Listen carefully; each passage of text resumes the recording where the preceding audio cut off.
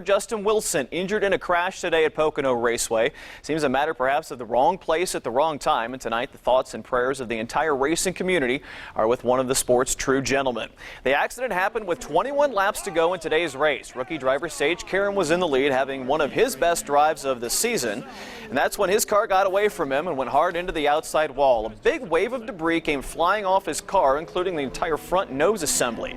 Now, while Karam's car came to a stop, we could see Justin Wilson's car go rolling down into the inside wall. Clearly something not good happening there. Karam got out of his car, walked off with a limp, but the safety crew spent several minutes around Wilson's car. Eventually he was put in an ambulance and then airlifted to an area hospital in Allentown, Pennsylvania. Here's what we know as of about 11 o'clock tonight. Wilson suffered a severe head injury. He is in a coma at Cedar Crest Hospital in Allentown, Pennsylvania. His family has been flown to PA to be with Justin, and a large part of the Andretti Autosport team is there as well. Here's a quick career biography on Justin Wilson. He turned 37 years old this summer, been in racing for more than a decade.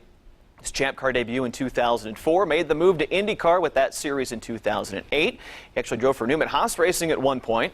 Got his first IndyCar win with Dale Coyne in 2009, and this year he earned that seat with Andretti Autosport. 7 career wins, the last coming in 2012, and he finished runner-up in the last IndyCar race before this one 3 weeks ago at Mid-Ohio. And RTV6 Sports Director Dave First joins me as guest now. He spends some weekends with the pit lane crew at the IMS IndyCar radio network, and also has spent some time with the Holmatro safety team that was on the spot right there today, and that's going to turn out to be another storyline. Well, if everything goes well, and cross your fingers and say some prayers, because Justin's in a really bad place right now, but our thanks and a tip of the hat, literally, to the Mike Yates and the Holmatro safety crew.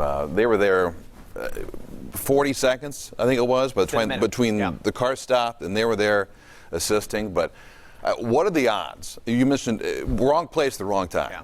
Clearly. A nose cone comes off of Sage Karam's car, and then Justin, this is a piece that probably weighs about 20 pounds or so, and you could just see the force that when you see this thing go careen some 50 feet in the air. Easily, yeah.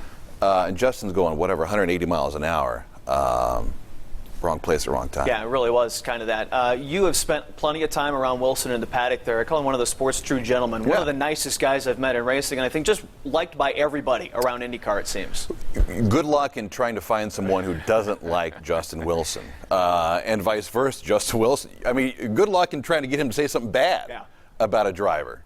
Okay, maybe there are a couple you can really, but he is really one of the true gentlemen, and a guy I met first time in 2003 when he was driving in Formula One, came over here, and my first impression was, hey, I can interview this guy because I can look eye to eye with him. He was like 6'5" or so, you know, just get him crammed in these machines. But went on to drive for Rouge Sport, and he drove with A.J. Allmendinger. You talk about the odd couple. Justin's like this, Dinger is like this. Won at Rouge Sport. Here's how good of a driver he is. He won with Dale Coyne Racing on an oval at Texas.